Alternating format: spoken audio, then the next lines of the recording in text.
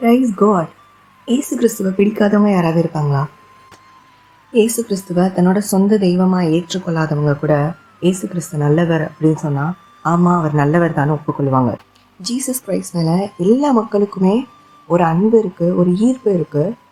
அவர் நம்மளுடைய பாவங்களெல்லாம் சுமந்தாருன்னு அவர் மேலே பெரிய மரியாதையே இருக்குது. சுகமில்லாத நேரத்தில் சுகம் கேட்டிருப்போம், சுகம் கொடுத்துருப்பாரு. தேவைகள்லையும் நெருக்கத்துலேயும் இருந்து அவரை நோக்கி கூப்பிட்டுருப்போம். அப்போது நம்மளை அந்த இடத்துல இருந்து விடுவிச்சு நம்மளை விசாலமான இடத்துல நிப்பாட்டியிருப்பாரு, நம்மளுக்கு ஒரு ஆசீர்வாதம் கொடுத்துருப்பாரு, நம்மளை பாதுகாத்திருப்பாரு. இந்த மாதிரி பல காரணங்கள்னால நம்ம ஆண்டவரை இயேசு கிறிஸ்துவை நம்மளுடைய சொந்த ரட்சகராக ஏற்றிருப்போம். நம்மளுடைய வாயினால் இயேசு கிறிஸ்துவை தெய்வம்னு அறிக்கை பண்ணி நம்மளுடைய பாவங்களை எல்லாம் அறிக்கையிட்டு அவருடைய பரிசுத்த ரத்தத்தினால கழுவப்பட்டு இயேசு கிறிஸ்துவுக்குள்ளே வந்திருப்போம். ஆனால் நம்ம எல்லாரும் இன்றைக்கி எந்த நிலைமையில இருக்கிறோம்? எல்லாருமே அன்பை ருசித்தவங்க, எல்லாருமே இயேசு கிறிஸ்து நல்லவர்ன்றதை உணர்ந்தவங்க. அவர் நம்மளுக்கு நன்மை செய்கிறாரு, அவர் அதிசயங்கள் செய்கிறவர், அப்போ அவர் மனுஷர் அல்ல தேவன் அப்படின்னு உணர்ந்து கொள்ள பல பேரால் முடியுது. But how far we are standing in that? மத்தேயு 26வது அதிகாரம் 58வது வசனம். பேதுரு தூரத்திலே அவருக்கு பின் சென்று பிரதான ஆசாரியனுடைய அரண்மனை வரைக்கும் வந்து உள்ளே பிரவேசித்து முடிவை பார்க்கும்படி சேவகரோடே உட்கார்ந்தான். நம்ம எல்லாரும் இன்னைக்கு ஜீசஸ் கிரைஸ்ட் ஏசப்பா கூட எந்த லெவலில் நம்மளோட உறவு இருக்குது அப்படிங்கிறத பற்றி தான் நம்மளே ரியலைஸ் பண்ண போகிறோம். இந்த 10 days ஆண்டவர் நம்மளுக்காக பண்ண எல்லா சாக்ரிஃபைஸையும் உணர்ந்து கர்த்தரோடு நம்மளுக்கு இருக்க உறவில் ஒரு ஸ்டெப் க்ளோஸர் ஆகலாம். Welcome to new series towards the cross. ஆண்டவருடைய அன்புக்கு நேராக, ஆண்டவரோட உறவுக்கு நேராக இந்த சீரீஸ் முடிவில் ஒரு ஸ்டெப் முன்னாடி எடுத்து வச்சாலும் ஆண்டவர் நம்மளுக்கு ஹெல்ப் பண்ண உண்மையுள்ளவராக இருக்கார். நம்ம ஒரு ஸ்டெப் எடுத்து வைக்கும் போது ஆண்டவர் நம்மளை கொண்டு பல மடங்கு பயன்படுத்துவார். Praise God. சமாதானத்தின் தேவன் உங்களை எல்லோரும் கூட இருப்பாராக. நம்ம இன்னைக்கு ஜஸ்ட் இந்த ஒரு லைன், பேதுரு தூரத்திலே அவருக்கு பின் சென்று, இதை கொண்டு தான் நம்ம இன்னைக்கு தியானிக்க போகிறோம். We are all followers of Christ. But எந்த டிஸ்டன்ஸில்? மெயினாக ஆண்டவர்கிட்ட இருந்து நம்மளுடைய உறவு ரொம்ப தள்ளிக்கிட்டே போகிறதுக்கு, ரொம்ப கேப் விழுந்துகிட்டே போகிறதுக்கு முக்கியமாக இருக்கிற ஒரு 4 விஷயத்தை தான் இந்த வீடியோவில் நம்ம பார்க்க போகிறோம். ஸோ இப்போ நம்ம வாசித்த வேத பகுதி நம்ம எல்லாருக்குமே தெரிஞ்சிருக்கும். ஏசு கிறிஸ்துவை கெத்செமனே தோட்டத்திலேருந்து கைது பண்ணி கூட்டிகிட்டு போகிறாங்க. அதுக்கு முன்னாடி லாஸ்ட் சப்பரில் ஆண்டவர் சொல்லியிருப்பார், பேதுரு நீ என்னை 3 வாட்டி சேவல் கூவுறதுக்கு முன்னாகல மறுதளிப்ப அப்படின்னு சொல்லி. அப்பவும் பேதுரு வந்து ஸ்ட்ராங்காக இருக்கார். இல்லை ஆண்டவரே நான் அப்படி பண்ண மாட்டேன் அப்படின்னு சொல்லிட்டு. He is following Christ at a distance till the palace of high priest. அந்த பிரதான ஆசாரியரோட அரண்மனை மட்டும் ஏசப்பாவை கூப்பிட்டு போகிற வரைக்கும் அவர் பின்னாடி ஒரு தூரத்தில் ஃபாலோ பண்ணிட்டு போகிறார், யாரும் அவரை பார்த்துடக்கூடாது அப்படின்றதுக்காக. ஸோ ஏசப்பா சொன்னது நடந்தது. அதே மாதிரி மறுதளிச்சார். மறுபடியும் அவர் வந்து அந்த இடத்த விட்டு வெளியே வந்து மனம் கசந்து அழுது துக்கமடைந்து ஆண்டவர்கிட்ட தன்னோட வாழ்வை ஒப்பு கொடுத்தாரு. அதுக்கப்புறம் பேதுருவை பற்றி நம்மளுக்கு சொல்லி தெரியணும்னு இல்லை, அவர் பண்ண அற்புதங்கள், அவர் ஆண்டவருக்காக செஞ்ச தியாகங்கள், ஆண்டவருக்காக செஞ்ச ஊழியங்கள், இது எல்லாமே நம்மளுக்கு தெரிஞ்சது தான். ஸோ அதே மாதிரி நம்மள இன்னைக்கு பல பேர் ஆண்டவரை வந்து ஒரு டிஸ்டன்ஸ்லேயே ஃபாலோ பண்ணிகிட்டு இருக்கோம், இன்னும் கிட்ட வரல. அதனால தான் ஆண்டவருக்கு பிரியமில்லாத சில காரியங்களை இன்னும் நம்ம வாஞ்சையோடு செஞ்சுக்கிட்டு இருக்கோம். ஸோ இன்றைக்கி நம்ம என்ன பண்ண போகிறோன்னா, அது எல்லாத்தையும் உணர்ந்து கொண்டு நம்ம வாழ்க்கையை ஆண்டவர்கிட்ட ஒப்பு கொடுத்தோன்னா, பேதுரு மாதிரி ஆண்டவர்கிட்ட மனம் திரும்பி ஒப்பு கொடுத்தோன்னா, நம்மளை கொண்டு ஆண்டவர் பலத்த காரியங்களை செய்ய வல்லமை உள்ளவராக இருக்கிறாரு. நம்மளோட முந்தின நிலைமையை பார்க்கலும் பிந்தின நிலைமையை ஆண்டவர் ஆசீர்வதிக்க போகிறாரு. முன்பை விட ரெட்டிப்பான நன்மையினாலையும் ரெட்டிப்பான ஆசீர்வாதங்கள்னாலும் கூட நம்மளை நிரப்புவார். அதே நேரங்களில் ரெட்டிப்பாக நம்மளை பயன்படுத்த போகிறாரு. ஏசப்பாவோட ஸ்நேகிதமான சீசன் சொல்லப்படுற ஜான் வந்து அந்த ஹை ப்ரீஸ்ட் பேலஸ்குள்ளேயே போயிட்டாங்க. ஏசப்பா கூடயே உள்ளே போயிட்டாரு.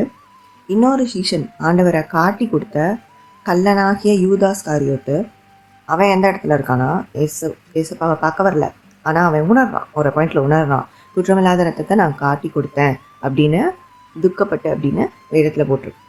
போய் அவன் எங்கே நிற்கிறான் அப்படின்னா, அவன் ஏசப்பா பின்னாடி வரல, அவன் துக்கப்பட்டான். ஆனால் அவன் நிற்கிற இடம் பிரதான ஆசாரியனுடைய இடம். அங்கே போயிட்டு அவன் காசு திரும்ப கொடுக்கறதுக்காக அங்கே போகிறான்.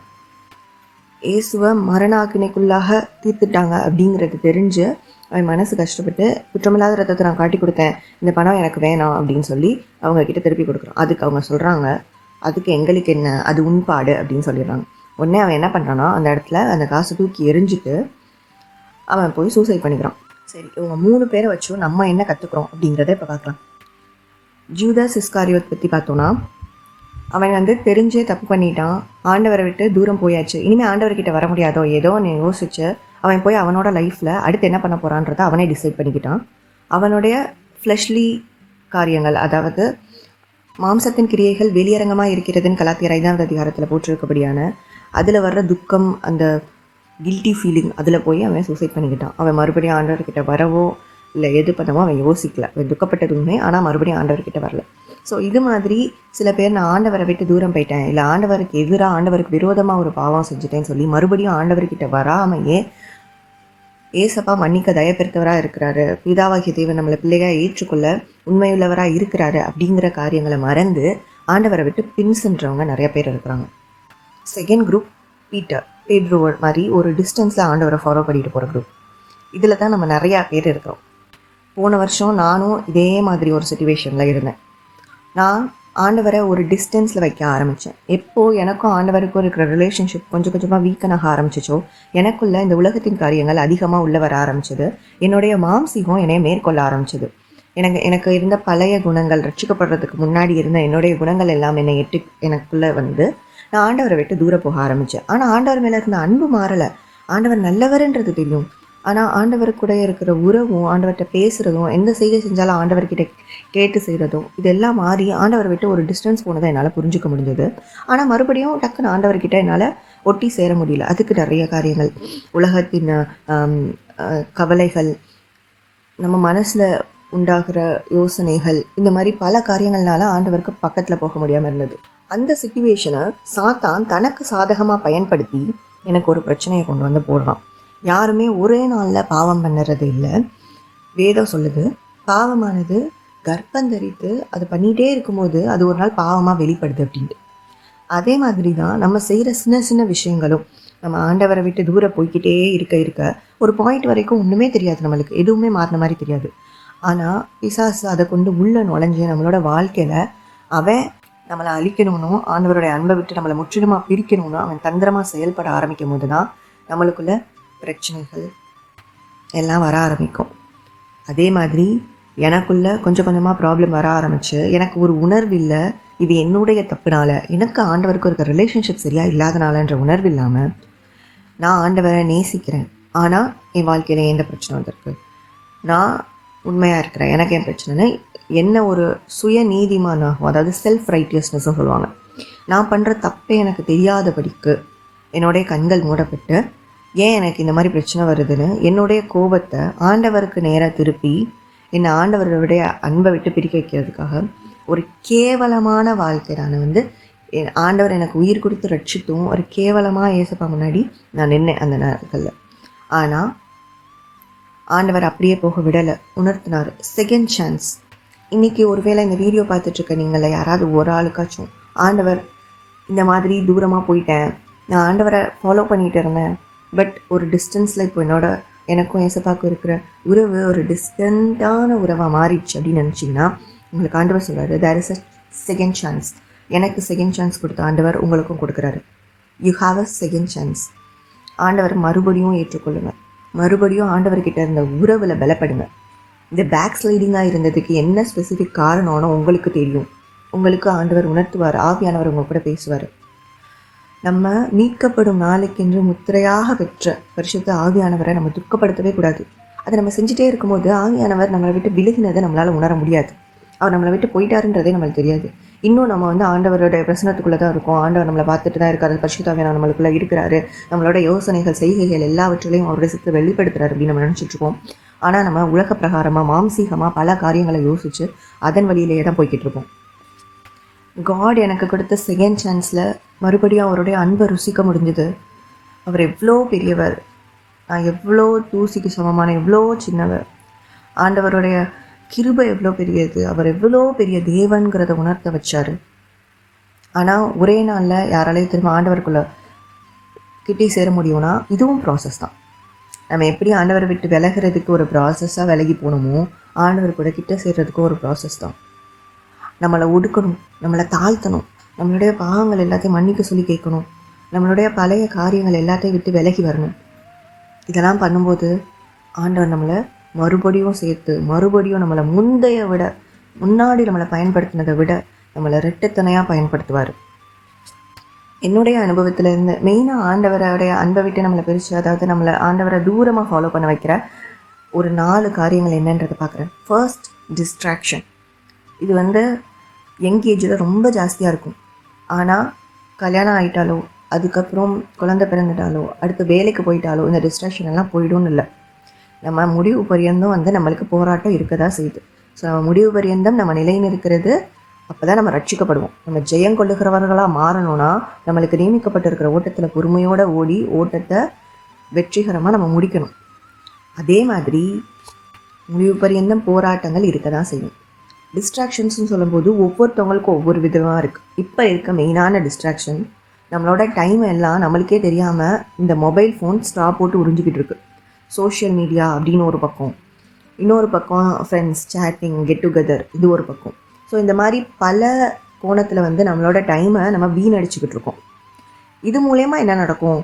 நம்ம தான் ப்ரேயரானா கரெக்டாக பண்ணிடுறோமேன்னு யோசிச்சோன்னா இது மூலயமா ஆகாத சம்பாஷணைகள் நம்மளுக்கு கிடைக்கலாம். இல்லாட்டினா தேவையில்லாத அன்க்ளீன் திங்ஸ் எல்லாம் நம்ம பார்க்க வேண்டியது நேரிடுது. ஃபோன் பார்த்துட்டே இருக்கும்போது ஏதோ ஒருத்துக்கு அடிக்ட் ஆகிரும். மூவி அடிக்ஷனோ, சீரியல் அடிக்ஷனோ, இல்லை நம்மளுக்கு ரொம்ப பிடிச்ச முன்னாடி இருந்த பாவத்தை விட்டுருப்போம், அந்த அடிக்ஷன், ஏதோ ஒரு அடிக்ஷன் மறுபடியும் நம்ம பிடிச்சிக்குது. ஏன் இந்த டிஸ்ட்ராக்ஷன் ஒருத்தவங்களுக்கு தான் இருக்கா? எல்லாருக்குமே இந்த டிஸ்ட்ராக்ஷன் இருக்குது. ஆனால் அதை நம்ம கண்ட்ரோலில் வச்சுருக்கிற நம்மளுக்கு தெரிஞ்சிருக்கோமா? பவுல் சொல்கிற மாதிரி எல்லாவற்றையும் அனுபவிக்க எனக்கு அதிகாரம் உண்டு, ஆனால் எல்லாம் எனக்கு ஏற்புடையதாக இருக்காது. ஒருவன் ஒரு பாவத்தை செய்கிறான் அப்படின்னா அந்த பாவத்துக்கு அவன் அடிமையாக இருக்கிறான்னு வேதம் சொல்லுது.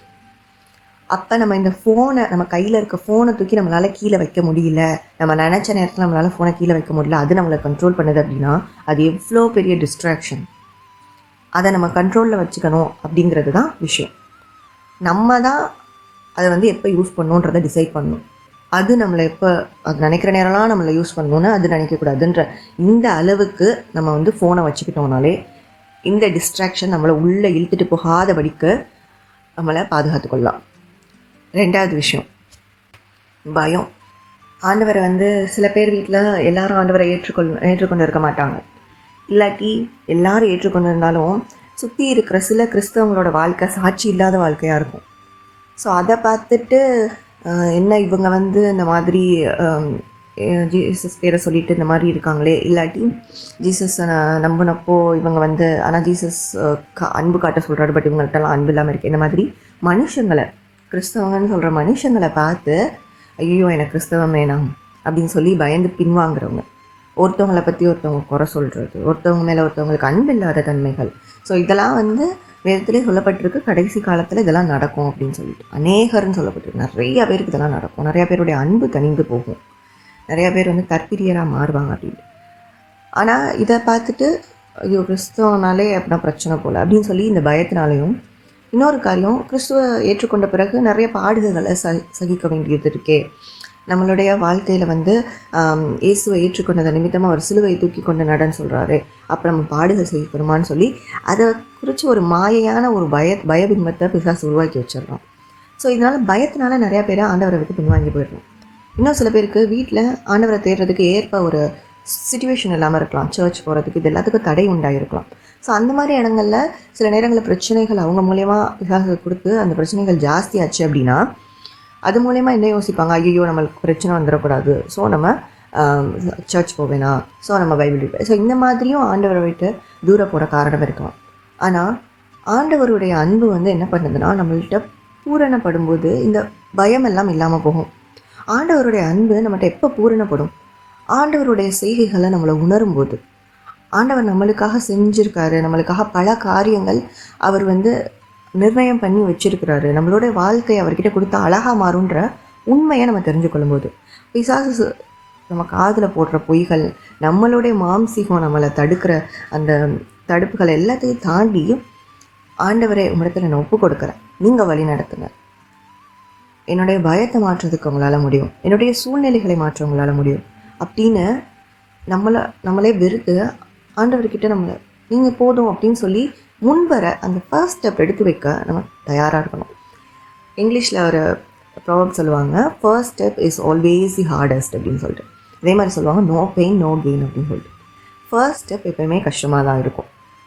ஆனால் நம்ம ஆண்டவருக்காக ஒரு ஸ்டெப் எடுத்து வைக்கும்போது அவர் நம்மளை தூக்கி எடுக்க உண்மையுள்ளவராக இருக்கார். ஆண்டவருக்கு ஒவ்வொரு ஆத்மாவும் விலையேற பெற்றது தான். நான் இப்போ சொன்ன இந்த பயோ கேட்டகரியில் மேபி வீட்டில் ரட்சிக்கப்படாதவங்கள இருக்கலாம். அப்படி இருந்தாங்கன்னா உங்களை ஃபஸ்ட்டு ஆண்டவர் ரட்சிக்கிறதுக்கு என்ன காரணம் இருந்திருக்க முடியும்? உங்கள் மூலயமா விசுவாச விதையை அந்த குடும்பத்தை முழுவதும் கொடுக்கறதுக்கு உங்களை பாத்திரமாக தெரிந்தெடுத்திருக்கிறாருன்னு தானே அர்த்தம். ஸோ ஆண்டவருடைய பார்வையில் நீங்கள் எவ்வளோ ஸ்பெஷலாக இருக்கிறீங்க அப்படின்றத யோசித்து இந்த பயத்தெல்லாம் விட்டு வெளியே வாங்க. நம்ம எப்போ நம்மளை ஆண்டவர்கிட்ட ஒப்பு கொடுத்து கோதுமை மணியாக விழுக நான் ஒப்பு கொடுக்குறேன், நான் தயாராக இருக்கிறேன்னு நம்ம சொல்லும்போது நம்ம கொண்டு நம்மளோட குடும்பம் எல்லாருக்கும் சுவிசேஷம் அறிவிக்கவும் ரட்சிக்கப்படவும் ஆண்டவர் அனுக்கிரகம் பாராட்டுவார். வேதத்தில் சொல்லப்பட்டிருப்பது அழைக்கப்பட்டவர்களோ அநேகர், ஆனால் தெரிந்து கொள்ளப்பட்டவர்களோ சிலர். ஆனால் எல்லாருக்கும் சுவிசேஷம் அறிவிக்கிறது நம்ம மேலே விழுந்த கடமை. பயங்கிறது பிசாசனுடைய பொல்லாத ஆயுதம். அதனால் அதற்கு எதிர்த்து நிற்கும்படி, அவனோட தந்திரங்களோட அவனோட துறைத்தனங்களோட எதிர்த்து நிற்கும்படி நம்ம சர்வாயுத வர்க்கத்தை அணிஞ்சு கொண்டு நம்ம இன்னும் அதிகமாக ஜெபிக்கிறவங்கள தான் இருக்கணும். என்றைக்கு நம்ம அதுக்குள்ளே பயம், ஐயோ ஆண்டவரை விட்டு நான் பிரிஞ்சிடுவேனோ, ஆண்டவரை விட்டு வழி விலகி போயிடுவேனோ, எல்லாரும் என்னை ஆண்டவருடைய நாமத்தினால என்னை நிந்திச்சிருவாங்களோ, என்னை வெறுத்து ஒதுக்கிடுவாங்களோன்னு நினைக்கிறோன்னா நம்மளோட ரிலேஷன்ஷிப் ஸ்டில் ஆண்டவர் கூட க்ளோஸர் ஆகணும். அப்படி ஆகும்போது நம்ம இன்னும் அதிகமாக வேதம் வாசிக்கணும், நம்ம இன்னும் அதிகமாக ஜெபிக்கணும். இப்படி நம்ம செய்யும்போது நம்ம இன்னும் பலப்பட்டுருவோம். ஸோ நம்மளுக்கு அந்த ஸ்பிரிச்சுவல் ஸ்ட்ரென்த் ஆண்டவர் கொடுத்துருவார். சர்வாயுத வர்க்கத்தை அணிஞ்சு கொள்ளுவோம். விசுவாசம் எனக்கு கேடகத்தை விட்டுறவே கூடாது. விசுவாசத்தை கேடகம்னு சொல்கிறாங்க. ஷீல்டு, அதுதான் நம்மளை பாதுகாக்கிற ஷீல்டு. விசுவாசத்துலேருந்து வழி விலகி போகாதபடிக்கு உங்களுக்காக நானும் ஜெபம் பண்ணிக்கிறேன், நீங்களும் ஜெபம் பண்ணுங்கள். இந்த மாதிரியான பயத்தினால ஆண்டவரை விட்டு பிரிஞ்சு போன, ஆண்டவரை விட்டு பேக் ஸ்லைட் ஆகியிருக்கிற ஒவ்வொரு ஆத்மாக்காகவும் ஜெபிப்போம். 3வது விஷயம், வேற யார் மேலேயோ வச்சுருக்க அபரீதமான அன்பு. உண்மையிலேயே இது ஆண்டவரை விட்டு நம்மளை பிரிக்குமானா கண்டிப்பாக பிரிக்க நிறைய வாய்ப்புகள் இருக்குது. நம்ம என்றைக்கே ஒரு மனுஷங்களை ஆண்டவர் மேலே தூக்கி வைக்கிறோமோ அப்போ நம்ம ஒரு விக்கிரக ஆராதனை பண்ணுறோம் அப்படி தானே வேதம் சொல்லுது. ஆண்டவர் என்ன சொல்கிறாரு? தன்னோட தாயையோ தகப்பனையோ மகளையோ மகனையோ யாரையோ என்னையும் விட அதிகமாக நேசிச்சா அவன் எனக்கு பாத்திரம் அல்ல அப்படின்னு. அப்போ ஏசப்பாவை தான் ஃபஸ்ட்டு வைக்கணும் அப்படின்ற விஷயம் இல்லாமல் இன்னும் ஒரே ஒரு பர்டிகுலர் பர்சன் மேலே அதிகமான அன்பு, அவங்க கூட உடன்படிக்கைகள், நாவினால் அவங்க கூட அதிக உடன்படிக்கைகள். நீ தான் எனக்கு எல்லாமே, நீ தான் எனக்கு உயிர், நீ இல்லைன்னா என்னால் இருக்க முடியாது, இந்த மாதிரியான வார்த்தைகள் மூலமான உடன்படிக்கைகள், செய்கைகள் மூலமாக அவங்க மேலே அபரீதமாக அன்பு வைக்கும்போது அவங்களோட வார்த்தைகளுக்கு தான் நம்ம வேல்யூ கொடுப்போம், வெயிட்டேஜ் கொடுப்போம். ஸோ அவங்க பேசுகிறது வேதத்துக்கு புறம்பாவோ, ஏசப்பா நம்ம மனசுக்குள்ளே பேசுகிறதுக்கு புறம்பாவோ இருந்ததுன்னா அதை நம்ம அக்செப்ட் பண்ணிவிட்டு ஆண்டவரை விட்டு வழி விலகி போக வாய்ப்புகள் ஜாஸ்தி. ஸோ எந்த மனுஷங்களையும் ஆண்டவருக்கு மேலே தூக்கி வைக்காதீங்க. இந்த நேரத்தில் மனுஷங்களிடத்தில் அன்பு செலுத்தணும்னு வேதம் சொல்லுது. ஸோ ரெண்டுக்கும் இருக்க டிஃப்ரென்ஸை நம்ம புரிஞ்சுக்கலாம். ஆக்சுவலி அது ரொம்ப மைன்யூட்டான டிஃப்ரென்ஸ். அன்பு செலுத்துறது வேறு, அவங்களுடைய வார்த்தைகளுக்கு கீழ்ப்படுகிறது வேறு. வார்த்தைகளுக்கு கீழ்ப்படுகிறது வேதத்துக்கும் ஆவியானவருக்கும் இயேசு கிறிஸ்துவுக்கும் பிதாவாகிய தேவனுக்கும் மட்டும்தான். ஆனால் அன்பு செலுத்துறது எல்லாருக்கும் செலுத்தணும். எதிரிகளுக்கு கூட அன்பு செலுத்தணும். ஏன்னா நம்மளுடைய யுத்தம் மாம்சத்தோடும் ரத்தத்தோடும் அல்ல. எதிரிகளாக நம்மளை பகைக்கிறவங்க கிட்ட கூட அன்பு செலுத்தணும். ஆனால் கீழ்ப்படிதல் தேவனுக்கு மட்டும்தான். அதுவும் தாண்டி பெற்றோருக்கு தேவனுக்குள்ளே கீழ்ப்படியணும், மனைவிகள் புருஷருக்கு கர்த்தருக்குள்ளே கீழ்ப்படியணும். அடுத்த 4வது விஷயம், ஏதோ ஒரு ஆசீர்வாதம், அந்த ஆசீர்வாதம் கூட ஆண்டவரை விட்டு நம்மளை பேக் ஸ்லைட் ஆகிறதுக்கு மெயினான காரியமாக இருக்கலாம். இது ரொம்ப ஆச்சரியமாக இருக்கலாம் உங்களுக்கு. ஆனால் எத்தனையோ பேர் ஆசீர்வாதம் வேணும்னு ஆண்டவர்கிட்ட உபவாசம் இருப்பாங்க, ஜெபிப்பாங்க, பைபிள் ரீட் பண்ணுவாங்க, சுவிசேஷம் சொல்லுவாங்க, ஆண்டவருக்காக ரொம்ப அப்படியே ரூம்குள்ளேயே இருந்து மொத்த நேரமாக ஆண்டவருக்கு செலவழிப்பாங்க. ஆனால் அந்த ஆசீர்வாதம் கிடைச்சதுக்கப்புறம் கொஞ்சம் கொஞ்சமாக ஏசப்பா மேலே இருக்கிற அன்பு குறைஞ்சிக்கிட்டே போகும். அப்போ ஏசப்பாவை பிடிக்கும், ஏசப்பா மேலே அன்பு இருக்குது, ஆசீர்வதிச்சிருக்காரு, எல்லாம் உண்மைதான்.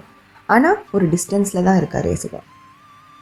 இப்படியும் ஆசீர்வாதத்தினால பின்வாங்கல்ல நிறைய பேர் போயிருக்கும். இந்த உலகத்தின் ஆசீர்வாதங்கள் எல்லாமே ஒரு பாயிண்ட் வரைக்கும் தான் நம்ம ஹெல்ப் பண்ணும். ப்ளஸ் எல்லாமே ரொம்ப டெம்ப்ரரி, எவ்வளோ நாள் நம்ம கையில் இருக்கும்னு தெரியாது. ஒரு பெரிய வேலைக்குரிய ஆசீர்வாதத்துக்கு ஜெயிச்சு அந்த வேலையே கிடச்சிருக்குன்னு வச்சுக்கோமே. ஆனால் இப்போ எத்தனை வேலைகளில் ஜாப் செக்யூரிட்டி இருக்குது, எவ்வளோ வேலைகளில் இருந்து எவ்வளோ பேரை ஃபயர் பண்ணுறாங்க, எவ்வளோ கண்ட்ரீஸ் எக்கனாமிக் க்ரைசிஸ்குள்ளே போய்கிட்டு இருக்கு, எவ்வளோ இடங்கள்ல இன்ஃப்ளேஷன் தலைவிரிச்சு ஆடுது. ஸோ இந்த ஆசீர்வாதங்கள்லாம் நிலைப்பாடான ஆசீர்வாதம் கிடையாது. அது வந்து பெர்மனெண்ட் கிடையாது. பெர்மனெண்ட்டாக இருக்கிற ஒரு விஷயம் நம்மளோட ஆத்ம நேசரோட கொண்டு இருக்கிற உறவு. இதுதான் நம்மளை நித்திய வாழ்க்கைக்கு கூட்டிகிட்டு போகுது. அங்கே தான் நம்மளுக்குரிய உண்மையான பொக்கிஷங்கள் இருக்குது. உங்கள் பொக்கிஷம் எங்கே இருக்கிறதோ அங்கேயே உங்கள் இருதயம் இருக்கும். பூமியில் உங்களோட பொக்கிஷங்களை சேர்த்து வைக்காதீங்க, அதை புழுப்பூச்சி அரிச்சிடும்.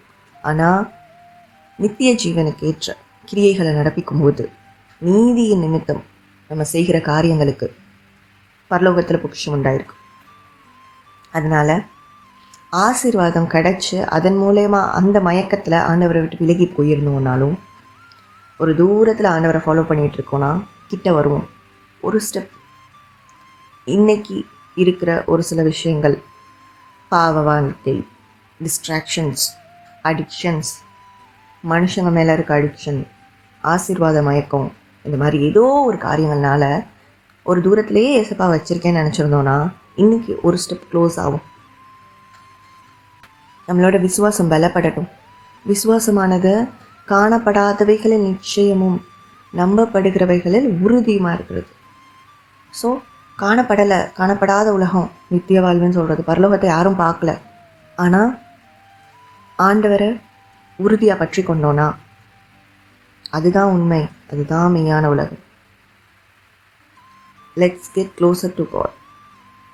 இன்றைக்கி இந்த லென் டேஸில் ஃபாஸ்டிங் இருக்கிறவங்க, லென் டேஸில் இந்த மெசேஜ் கேட்டுட்ருக்கவங்க, ஆண்டவருக்காக ஒரு ஸ்டெப் எடுத்து வைப்போம். அது என்ன காரியமாக வேணால் இருக்கலாம். இவ்வளோ நாள் நம்மளுக்கு ஒரு ப்ராப்பர் ப்ரேயர் ரொட்டீன் இல்லாமல் இருந்திருக்கலாம்.